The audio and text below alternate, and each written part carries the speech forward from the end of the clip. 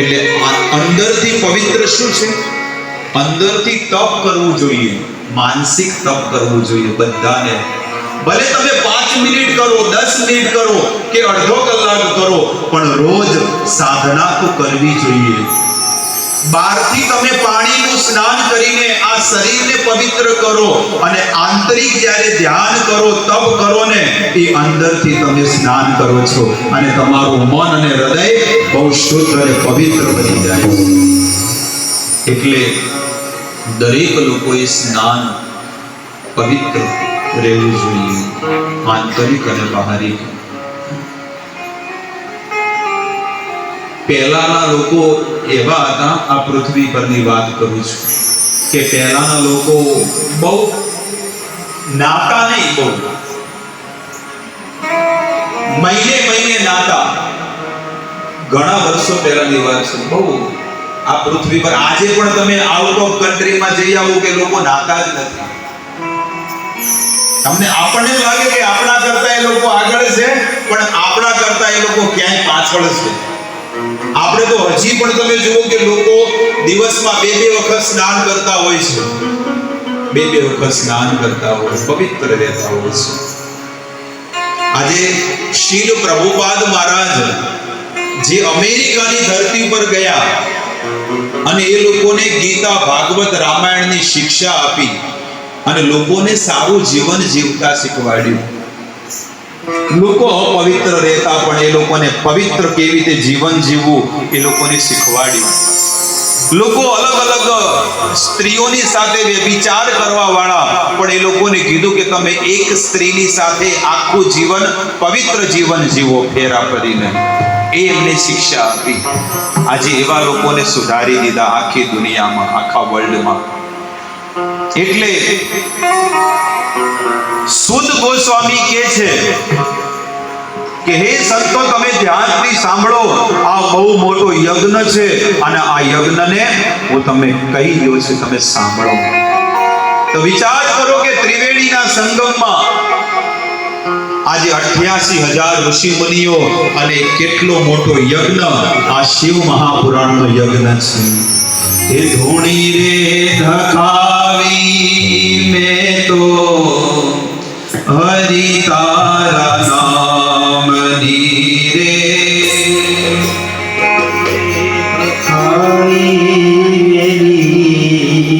અમે તારા નામની ધૂણી રે ધખાવી અમે તારા નામની રે, ધૂણી રે અમે તારા નામની.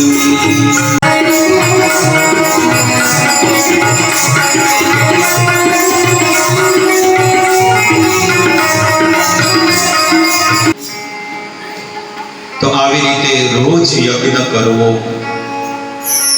એ ધુમાડા વાળો નહીં, પણ પોતાના આ જીભથી મોટો યજ્ઞ કરવો કે રોજ સવારે વહેલા ઉઠીને મારું પહેલું કામ યજ્ઞ કરવાનું છે.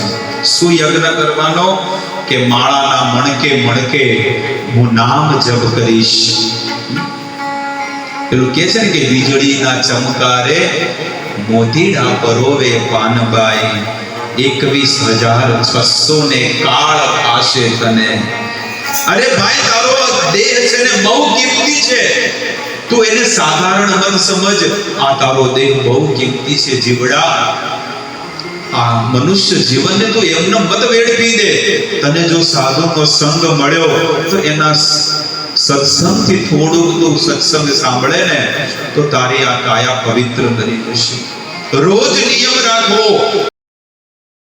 કે રોજ સંતોના સાનિધ્યમાં બેસીને કંઈક સત્સંગ સાંભળવો, કંઈક ભગવાનની કથા સાંભળવી. આજે તમે ને હું કેટલા ભાગ્યશાળી જીવ છે. ખરેખર હું ઘણી વખત વિચાર કરું છું, મારા મનને હું વિચાર કરું છું કે મારું જીવન પહેલા કેવું તો મેં જિંદગીમાં કોઈ દાડો સત્સંગ કર્યો નતો. અરે હવે તે બેઠોય નતો કોઈ દાડો સત્સંગ.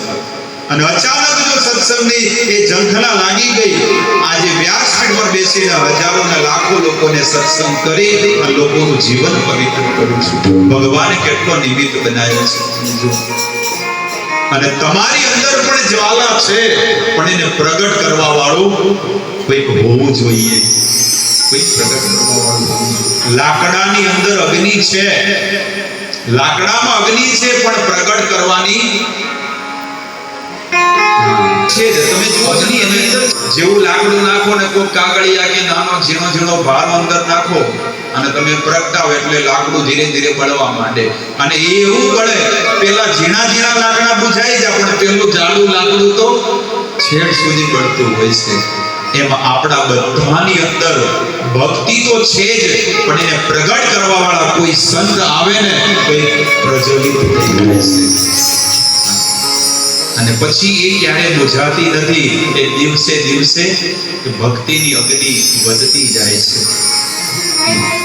પછી તમારે કોઈને કહેવું ન પડે કે ભાઈ તમારે જાત્રાઓ જવાનું છે કે તમારું નામ લખવા. અરે મારે પૂછવાનું જ નહીં, પહેલું નામ મારું લખી દો, પહેલું લખી દો.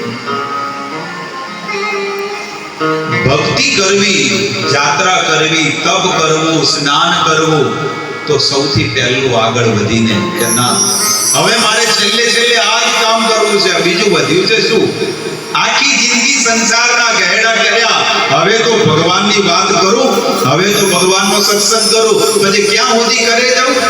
એ તો છોકરાઓને છે ને જ્યાં સુધી માથે નહીં આપું ને ત્યાં સુધી તો આપણે પછી કરતું જ રહેવું પડે. પક્ષીને છે ને એના બચ્ચાને જ્યારે પાંખો આવે ને એટલે, અને આપણે તો પાંખો નહીં બધું આવે તોય સમજો છો. બહુએ લાવે, છોકરાઓ થઈ જાય, છોકરાઓ ભણી ભણી કોલેજ પહોંચે તોય છૂટે નથી. શું કરવાનું બોલો? તોય છૂટે એમ નથી. આ વસ્તુ છે. એટલે કે રોજ સવારમાં એક ધૂણી પ્રગટાવો. કઈ? આ વાણીથી ભગવાનનું નામ લો. ઓમ નમઃ શિવાય, ઓમ નમઃ શિવાય, હરે હરે બોલે નમઃ શિવાય.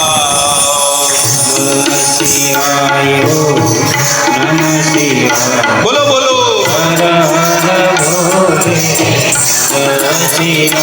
ઓમ નમઃ શિવાય, ઓમ નમઃ શિવાય, હરે હરે બોલે નમઃ શિવાય.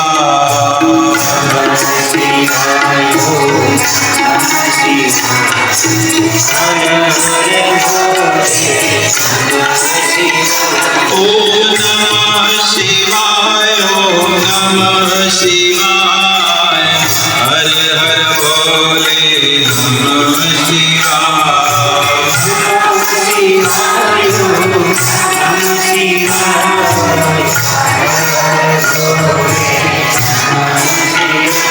ઓમ નમઃ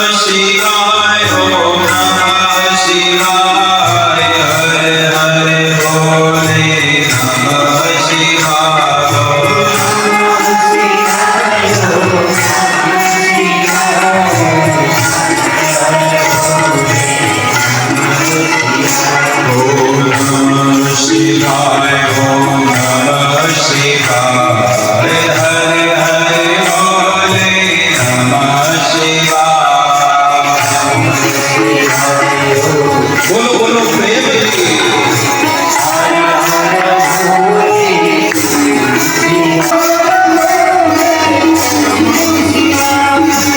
હરે હરે બોલે નમઃ શિવાય. નમઃ પાર્વતી પદે. હર હર મહાદેવ.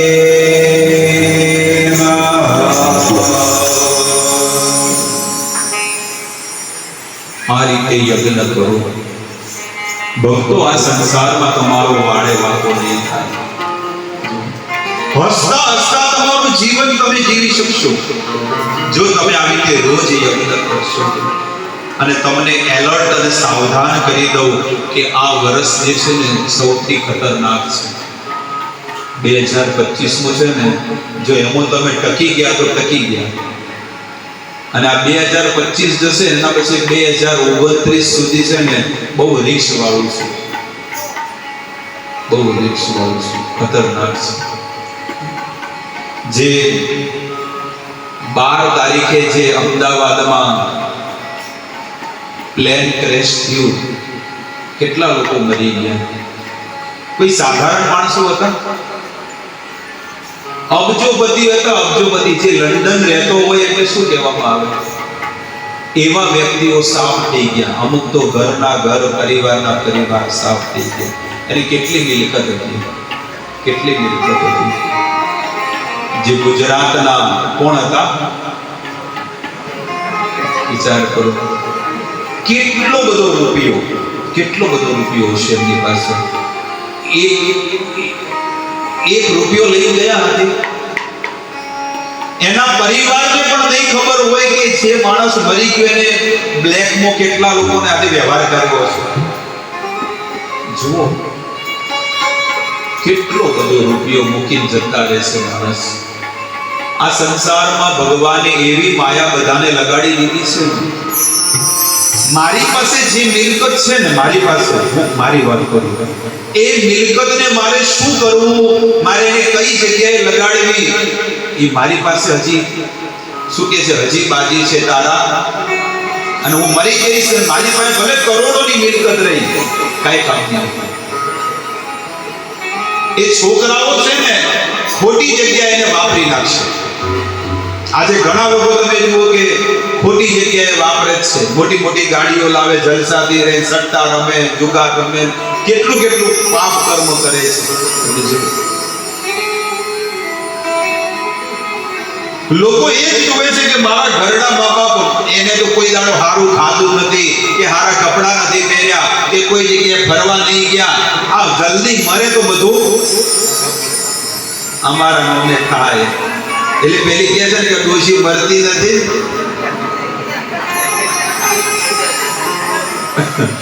છે હકીકતમાં શું કરે હવે, એ બસ એ વાત જોઈ રહ્યા છે. તમે ઉદાહરણ કે કોઈ વ્યક્તિ મરી જાય તો એના છોકરાઓ બહારથી ભલે કે મારા બાપા મર્યા રે, ભલે મર્યા, શું કરે, બહારથી દેખાડવું પડે કે ભાઈ, પણ અંદરથી, અંતર આત્માથી લોકો બસ જીવ છે ને, જીવને પૈસો વાળો છે, કળિયુગના જીવને. એટલે એટલા આ પહેલગામની અંદર એ લોકો પિકનિક મનાવવા ગયા હતા પહેલગામમાં, ખબર છે ને, અને 26 લોકોને ગોળી મારી ઉડાડી દીધા. જાત પૂછીને કે કઈ જાતના છો, ઉડાડી દીધા તરત. એ લોકોએ વિચાર કર્યો હતો કે અમે ત્યાં જશું તો અમારી આવી હાલત થશે, પ્લેનમાં બેસશું તો આવી હાલત થશે, કોઈ નક્કી હતું. એટલે કે છે ક્યા ભરોસા હૈ ઇસ જિંદગી કા, સાથ દેતી નહીં હૈ કિસી કા. કોઈનો સાથ નથી આપતી. મોત જે છે ને, મોત, તમે ઘરેથી બહાર નીકળો બાઇક ચલાવતા, કાર ચલાવતા, સાંજે તમે ઘરે પાછા આવો કે નહીં આવો, કોઈ ગેરંટી નથી, કોઈ ગેરંટી નથી. એટલે કે છે કે ડરતી है रूह यारो, जी भी कांपता है, मरने का नाम मत लो, ये मरना बुरी बला है. મરવાનું નામ મત આવો બધા. આટલા લોકો મરી ગયા. પ્રમદાડે કેટલા લોકો મરી ગયા, એ લોકોને ખબર, સપને ખ્યાલ નતો, અને 12:39 માત્ર 30 સેકન્ડમાં એના જિંદગીનો ફેસલો થઈ ગયો. મોટી મોટી હોટલો, મોટા મોટા મકાનો, બધા લોકો દબાઈને મરી ગયા.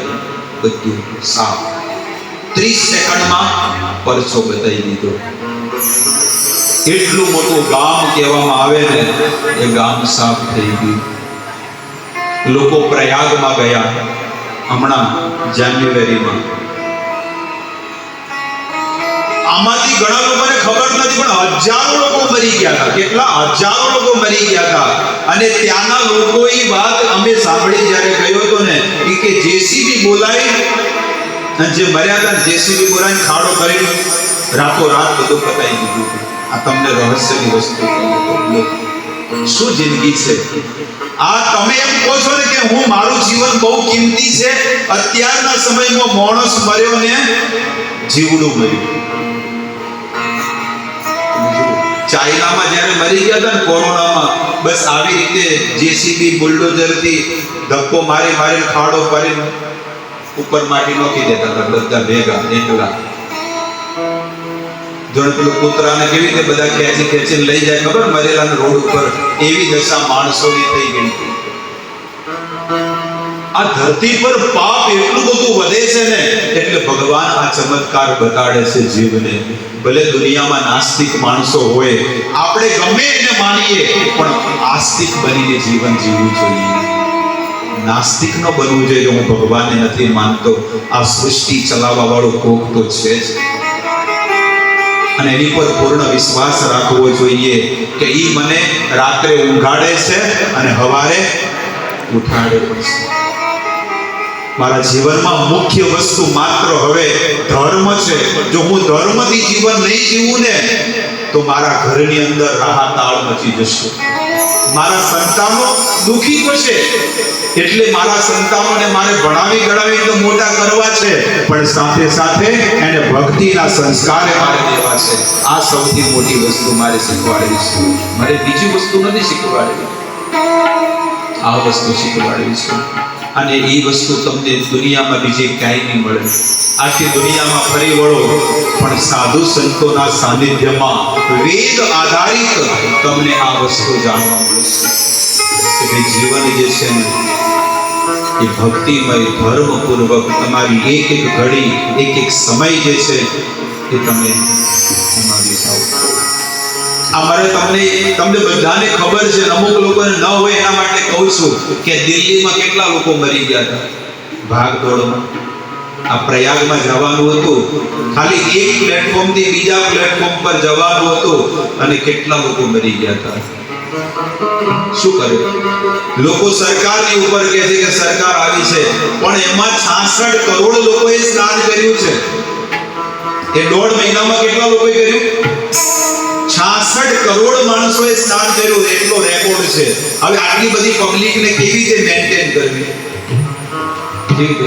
કે 144 વર્ષે આ આટલો મોટો યજ્ઞ થવાનો હતો. કયો? પ્રયાગનો ત્રિવેણી સંગમનો. આવી રીતે મોત જે છે, મોત બધી બાજુ છે. કોઈ એમ કે હું આ પાલનપુરમાં બધા મરે, જઈને હું અમદાવાદમાં જઈને રહું, તો ત્યાં નથી મરતા? અરે ના, એ અમદાવાદમાં તો કહો તો હું જઈને સુરતમાં જઈને રહું, ત્યાંય મરે છે. એવું છે તો મુંબઈમાં જઈને રહું, તો ત્યાં નથી મરતા? અમેરિકામાં પણ મરે છે. દુનિયાના કોઈ પણ છેડે જાઓ, મોત પાછળ ને પાછળ જ છે. ઘડિયાળના જેમ કાંટા ચાલે છે ને, ઘડિયાળના કાંટા, એમ આપણા શ્વાસ ધીરે ધીરે ઓછા થતા જાય છે, ઓછા થતા જાય. આ તમારું મનુષ્ય જીવન જે છે ઉંમર ઉપર નથી. તમે વિચાર કરતા હશો કે ઉંમર ઉપર છે કે કળિયુગના માણસો 70 વર્ષ જીવે એટલે જીવે. નો. બ્રહ્માજી અહીંયા ભ્રિકુટી ઉપર અહીંયા લખેલું છે કે તમને કેવી પત્ની મળશે, કેવા સંતાનો મળશે, કેટલું ધન મળશે, કેટલી યશ અને કીર્તિ મળશે. આ બધું અહીંયા લખેલું છે.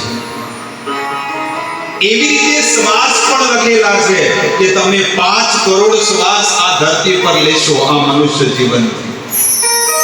અને તમારે જ લેવાના છે, બીજું કોઈ નહીં આવે, તમારે જ પૂરા કરવાના છે. અને અધ વચ્ચે મરી ગયા ને તો ભૂત પ્રેત આવવું પડશે. ગરુડ પુરાણની વાત કરું છું. 2.5 કરોડ લીધા, 2.5 કરોડ કોણ લે? સાસુમાં? કોણ લેશે? આપણે જ લેવાના છે. એ ભૂત પ્રેત બનીને પણ ત્યાં આગળ લેવું પડે. એટલે એની કામનાઓ, વાસનાઓને પૂર્તિ કરવા માટે એ બીજાના શરીરમાં પ્રવિષ્ટ કરે છે. આ સત્ય સનાતન વસ્તુ. એટલે નહીં કહેતા કે ઓને કોક વળી ગયું છે, હવે ડબલ ખાય છે, કે નહીં કહેતા? આ બીજો જીવાત્મા અંદર રહ્યો છે. એટલે પુનર્જન્મ નિશ્ચિત છે, ગેરંટી છે. આપણે ખસાનું એક છોકરું નતું ઠાકોરનું, યાદ છે? મોબાઈલમાં બધાને ફરતું હતું. કે એ એવી ભાષા બોલતી હતી, એ દીકરી હતી તો કોણ હતું? હા,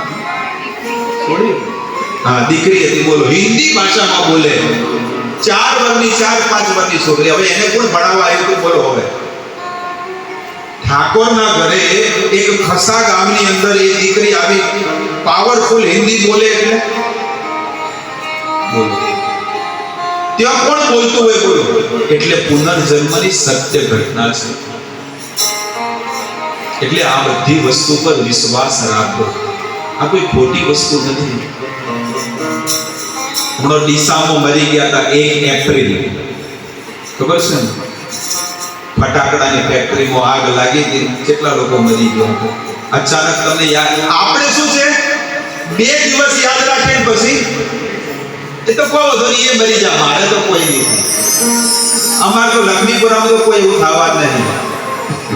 લોકોને એવું છે, ભ્રમ છે કે ભાઈ અમારા ઘરમાં કોઈ નહીં થાય. કે હાય હાય બાપ, આટલા બધા મરી ગયા. 2 દાડા સુધી થોડી ફડફડ રહે, પછી એમ આપણા ઘરમાં પણ કેટલાય લોકો જતા રહ્યા. પણ જ્યારે એક ડેડ બોડી છે ને ઘરમાં પડી હોય ને, એટલે તમે જુઓ બધાને કેટલું રોવું આવે. બધા એ ખાલી 10 મિનિટનો સીન તમે જુઓ કે લોકોને કેટલો બધો હૃદય ભરી આવે છે.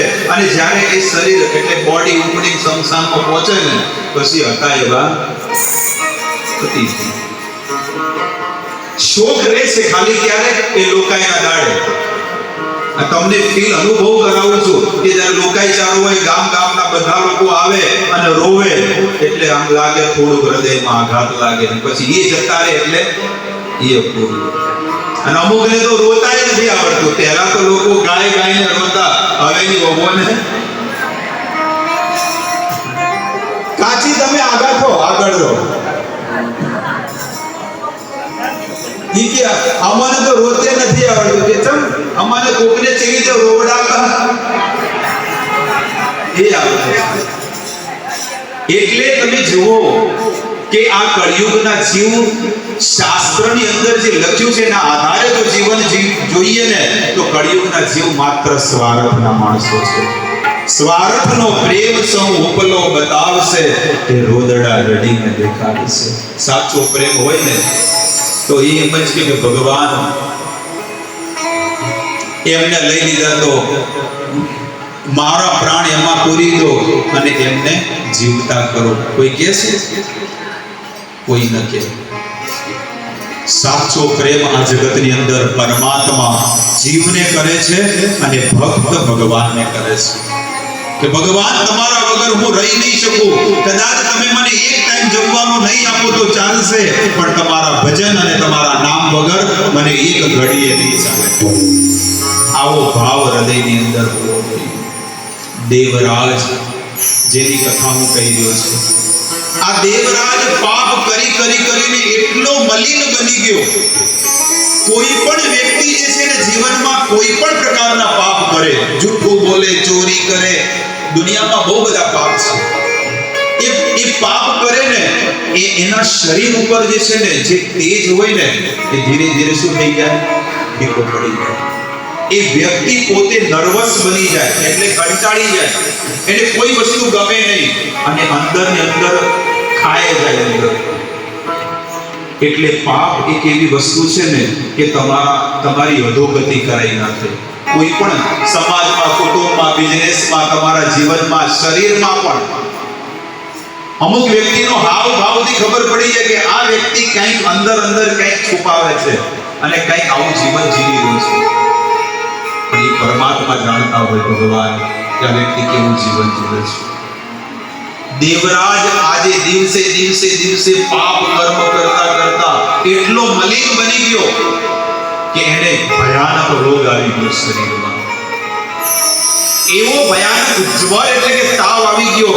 અને વૈદ્ય પાસે જ્યારે ગયો, એટલે વૈદ્ય કીધું કે ભાઈ તો હવે જાજુ નહીં જીવે.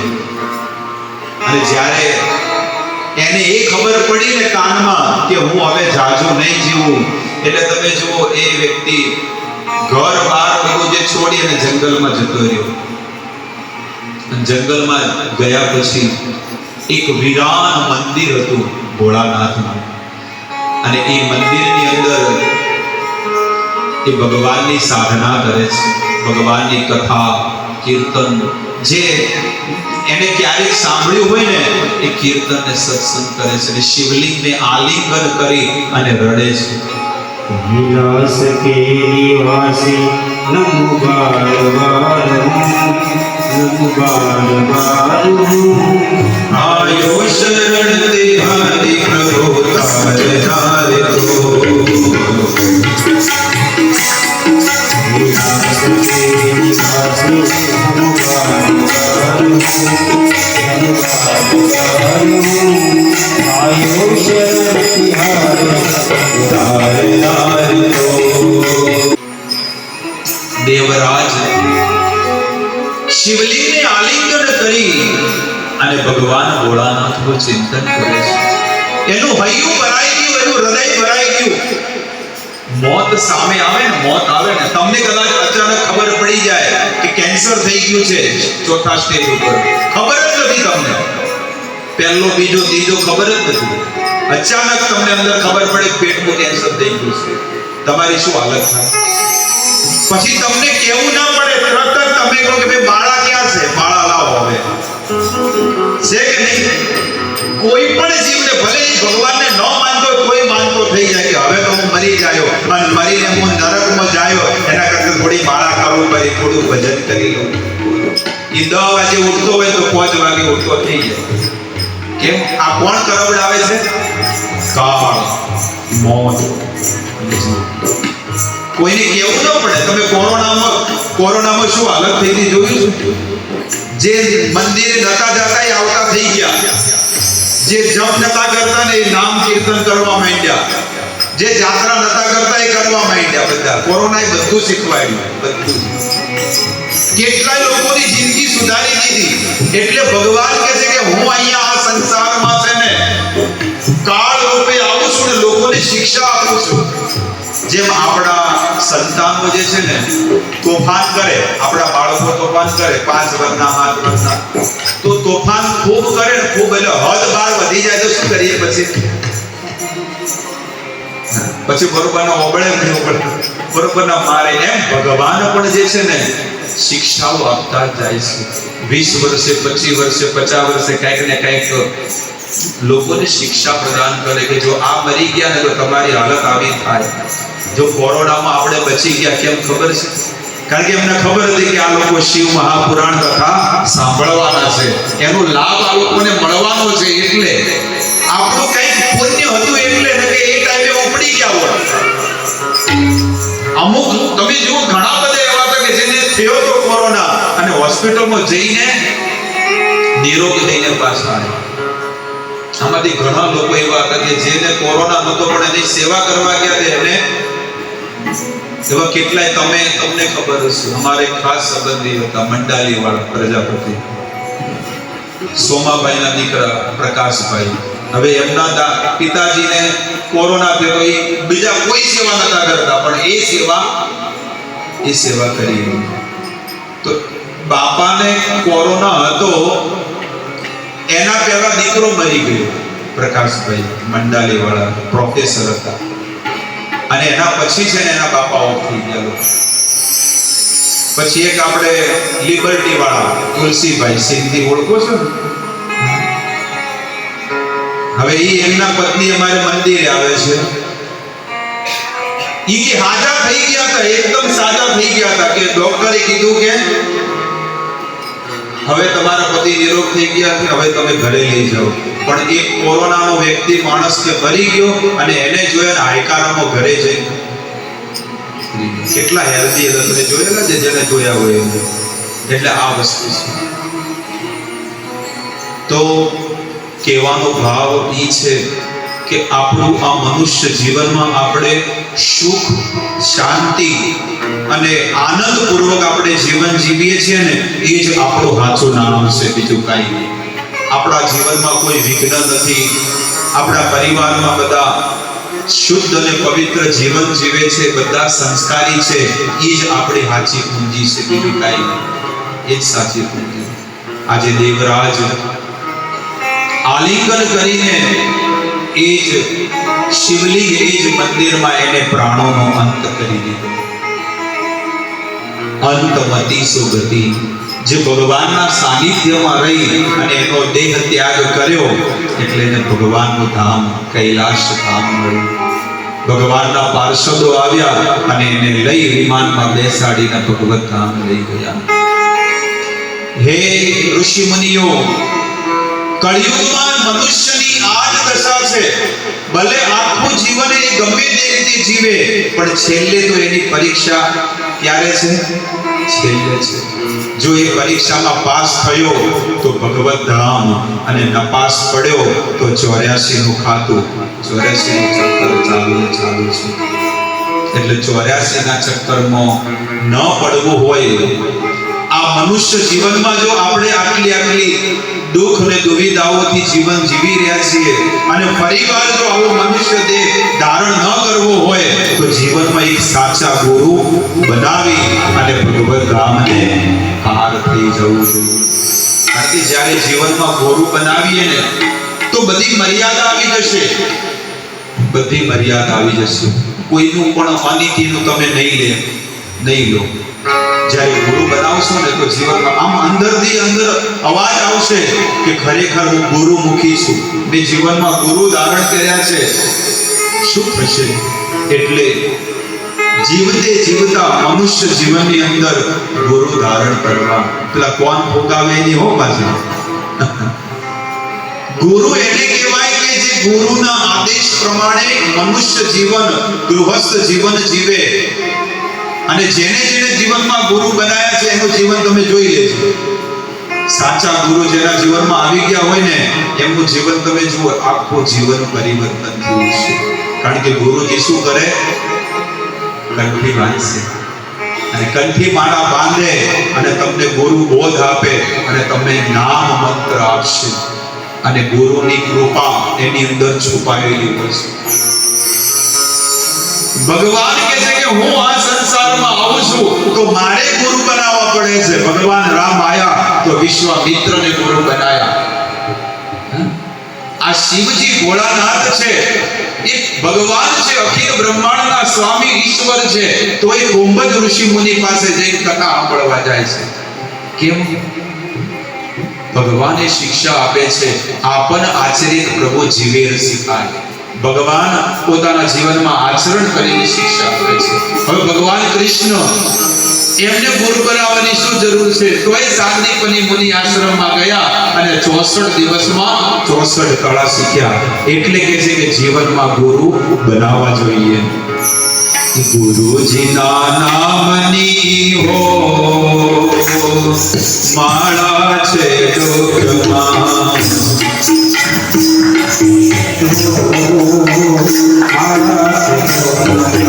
ગુરુજીના નામની હો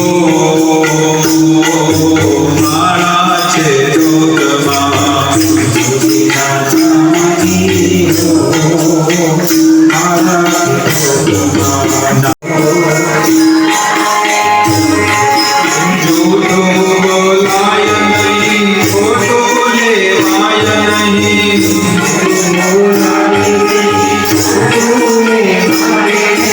જૂઠો બોલાય નહીં, ખોટું લેવાય નહીં.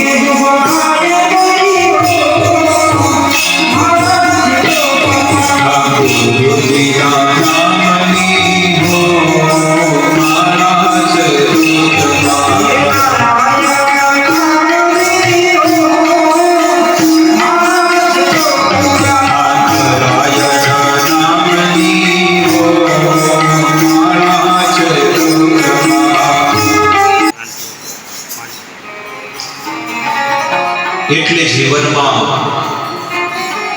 ગુરુ ધારણ કરવા જોઈએ અને આ મનુષ્ય જીવનનો લાભ લઈ લેવો જોઈએ.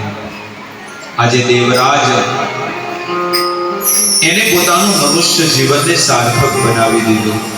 ભલે એને આખી જિંદગી પાપ કર્યો, પણ છેલ્લે ભગવાનની શરણ લીધી. એટલે ભગવાન હરેક જીવને એક બારી મૂકે છે, એક બારી આપે છે કે તમે આમાંથી બહાર નીકળો. આ મનુષ્ય જીવન જે છે ને એક બારી છે, અને મનુષ્ય જીવનથી એ માણસ ભવસાગરને પાર થઈ શકે છે. આવી રીતે આ કથા કરીને એક બીજી કથા પણ કરે છે ભાગવત મહાત્મ્યની, કે એક ગામની અંદર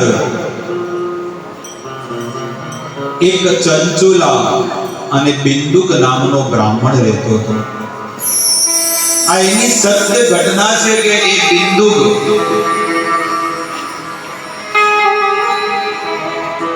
એને પવિત્ર પરિવારમાં ઊંચા કુળમાં જન્મ મળ્યો,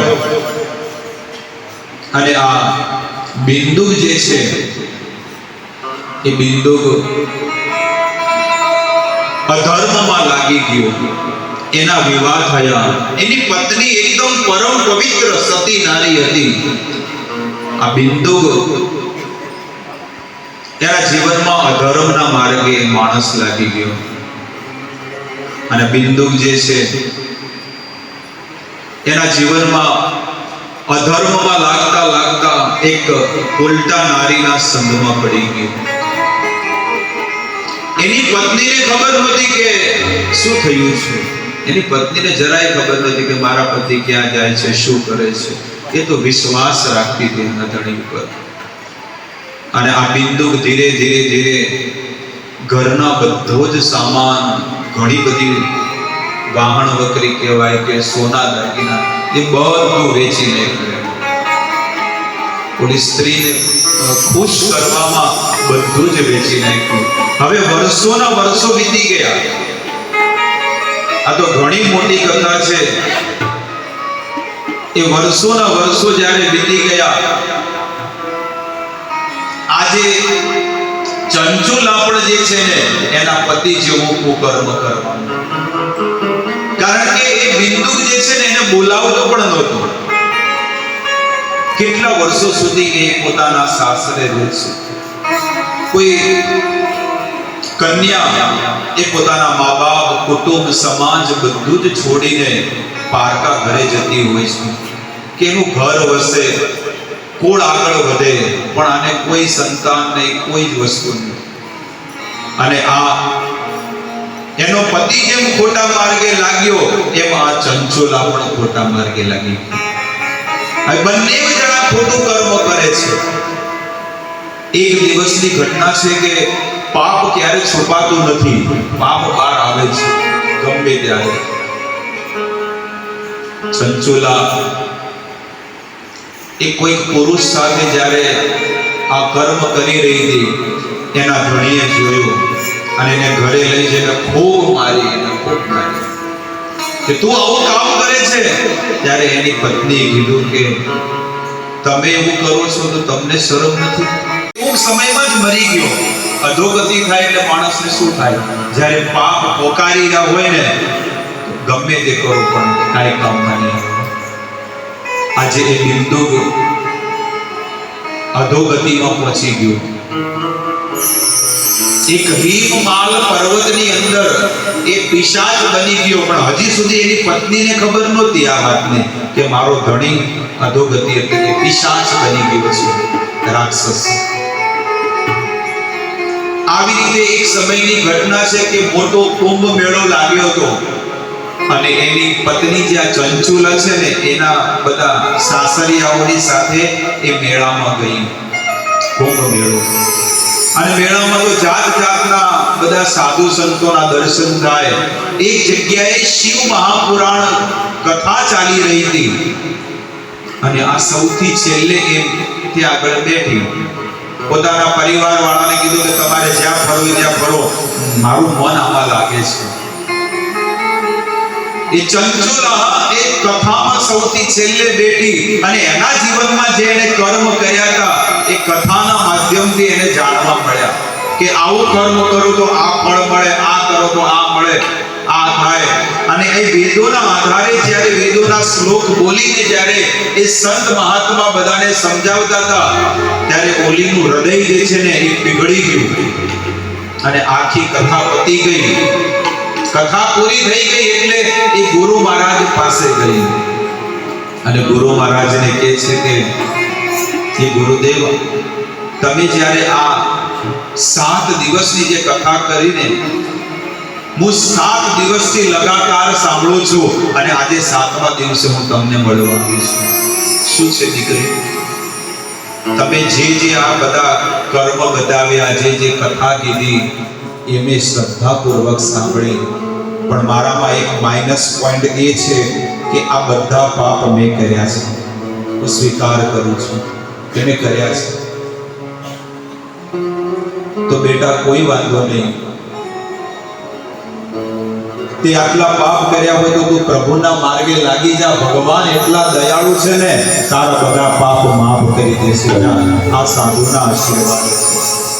અને એ જ દિવસથી એ ધ્યાન કરવા માંડી. જે ગુરુ મહારાજે એમણે જે શિક્ષા આપી કે ભોળાનાથની આવી રીતે તું સેવા કરજે. આજે હજી ઘણો આપણી પાસે ભ્રમ છે બધાની પાસે કે સ્ત્રીઓ ભોળાનાથની સેવા ન કરી શકે. વેદ પુરાણ, શિવ પુરાણમાં લખેલું છે. આ ગ્રંથ જે છે ને, આમાંથી હું તમને કાઢીને તમને બતાવું. સ્ત્રી શુદ્ર કોઈ પણ હોય એને ભોળાનાથની સેવા કરવાનો પૂરેપૂરો અધિકાર છે. એવું નથી કે ખાલી વાર્તા એ વાત અહીંયા નથી. આ સત્ય ને સનાતન. સ્ત્રી શુદ્ર દ્વિજ બંધુ નામ ત્રય એકન ચ ગોચર. શાસ્ત્ર કહે છે કે દરેકનો અધિકાર છે ભગવાનની ભક્તિ કરવી, ભગવાનનું નામ લેવું અને ભગવાનની સેવા કરવી. દરેકનો અધિકાર છે. પોતાના ઘરે પણ શિવલિંગ લાવી અને એ સેવા કરી શકે છે. એટલે આવો આ શ્રાવણ મહિનો જે છે ને, આપણે પૂરેપૂરો શ્રાવણ મહિનો ખૂબ સાધના કરવી, ખૂબ તપ કરવી. મારું પણ કેટલું મોટું સૌભાગ્ય, બહુ જ મોટું સૌભાગ્ય કહેવાય કે એક દિવસ પણ ખાલી નથી. જ્યારથી શ્રાવણ મહિનો ચાલુ થયો આજે 3જી શિવ મહાપુરાણ કથા ચાલી રહી છે. ભોળાનાથની ખૂબ કૃપા છે. ભગવાન કૃષ્ણની ભક્તિ કરતા હતા અને ભોળાનાથની સેવામાં લાગી ગયા. તો આ પવિત્ર શ્રાવણ મહિનામાં ખૂબ સાધના કરો અને રોજ તમારે શું કરવાનું છે? દૂધ, ગાયનું દૂધ અને ખડી સાકર, ખોડ નહીં હો, ચામો નોખતા હોય નહીં, ખડી સાકર. અને ખડી સાકરને ગંગા જળમાં રાત્રે મૂકી અને સવારે પીગળી જશે. રોજ ડેલીની વાત છે. રોજ આ શ્રાવણ મહિનામાં આ છેલ્લે તમને આ વાત કહું છું, કારણ કે હવે કથા સંપન્નનો સમય આવ્યો છે. તો ખડી સાકર રાત્રે કળશમાં પલાળીને મૂકી દેવાની. એમાં ગંગા જળ, સાદું જળ મિક્સ કરી અડધું કળશ, અને સવારે ગાયનું દૂધ અંદર નાખી અને મિક્સ કરી અને કાળા તલ અંદર નાખવા. અને એ જળનો રોજ મંદિરે અથવા તમારા ઘરે તમે ભોળાનાથનો અભિષેક કરજો. અને તમે જુઓ એનું કેટલું મોટું પુણ્યનો ઉદય તમારા જીવનમાં આવશે. આ શાસ્ત્રમાં લખેલી વાત હું તમને કહું છું. આવી ઘણી વાતો છે. કોઈ એમ કહે કે મારા જીવનમાં આ વસ્તુ મને તકલીફ છે, મારે આ વસ્તુની તકલીફ છે, આ બધી જ વસ્તુ, બધા જ ઈલાજ આની અંદર આપેલા છે. એટલે ભોળાનાથનું એક નામ આશુતોષ છે કે જે બહુ જલ્દી પ્રસન્ન થાય છે. કોઈને માઇન્ડ, બુદ્ધિનો બહુ જોરદાર વિકાસ કરવો હોય એના માટેનો આ રસ્તો છે કે રોજ ગંગાજળ, ખડી સાકર અને દૂધ એનો અભિષેક અને કાળા તલ નાખીને જો રોજ કરે ને, આ 15 દાડા જે બચ્યા છે, બહુ મોટું અક્ષય પુણ્ય એને મળે છે. આવી ઘણી બધી વાતો શિવ મહાપુરાણમાં બતાવેલી છે. એટલે દરેકનો અધિકાર છે અને દરેક લોકો આ સેવા કરી શકે છે. તો ચંચુલાને જે છે ને જ્યારે આ શિક્ષા આપી એટલે એ ભગવાનની સાધનામાં લાગી ગઈ. આ કોઈ મન દડક કથાઓ નથી કે કોઈ ખોટી કથાઓ નથી. આ વેદોને આધારિત સત્ય કથાઓ છે અને આવા લોકોના જીવનમાં એનું જીવન આપણે જોઈએ કે પૂર્ણ પાપમય જીવન હતું. ભક્તો, આપણું જીવન એવું નથી. તો એવા પાપી લોકો પણ જો છેલ્લે ભગવત ધામના અધિકારી બની ગયા તો આપણે થોડું ભજન કરશો ને તો આપણે હોનારો વિમાન આવી અને આપણે ભગવાનના ઘેર પહોંચી જશું. તો ચંચોલા જે છે એને ખૂબ સાધના કરી, ખૂબ ભજન કર્યું અને ભજન કરીને જ્યારે એના શરીરનું તેજ અને ભક્તિ વધી ગઈ અને ભગવાનમાં એક લીન બની ગઈ અને ભગવાનના ધામમાંથી સાક્ષાત પાર્વતીએ વિમાન મોકલ્યું અને વિમાનમાં બેસી એ ચંચુલા પાર્વતીની સખી બની ગઈ. માતા પાર્વતીની સખી બની ગઈ. અને જ્યારે સખી બની એટલે રોજ માતા પાર્વતી બીજી દાસીઓને ન કહે, એટલે ચંચુલાને બોલાવો માતા પાર્વતી. વિચાર કરો ક્યાંથી ક્યાં એને દિવ્ય વસ્તુ આપી દીધી. એ ચંચુલાનું જીવન ચરિત્ર આપણે વાંચ્યું કે એનું જીવન બહુ થર્ડ ક્વોલિટીનું હતું, પણ ગુરુના સાનિધ્યમાં આવી અને એનું જીવન કેવું રત્ન સમાન બની ગયું. આજે કૈલાસ ધામમાં માતા પાર્વતી કહે છે કે આ મારી પ્રિય સખી છે. કોની કૃપાથી બની? ગુરુની કૃપાથી બની. હે ગુરુદેવ, તમે કેટલા દયાળુ છો. તમે ગટરને ગંગા બનાવી. શું કર્યું?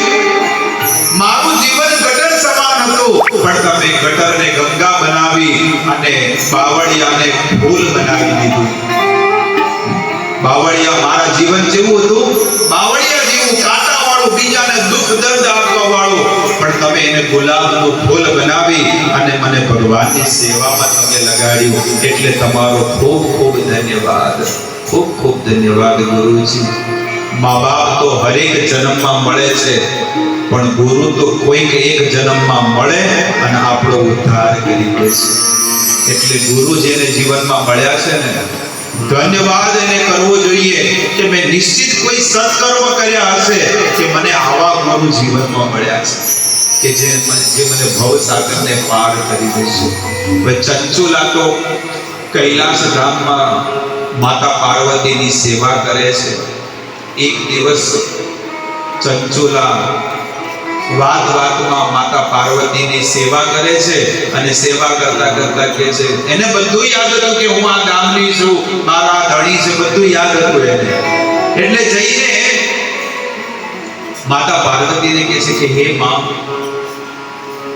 હું આ ગામની હતી, મારો એક ધણી હતું અને એની સાથે મેં આખી જિંદગી જીવી છે, પણ મારા પહેલા એ મરી ગયા હતા.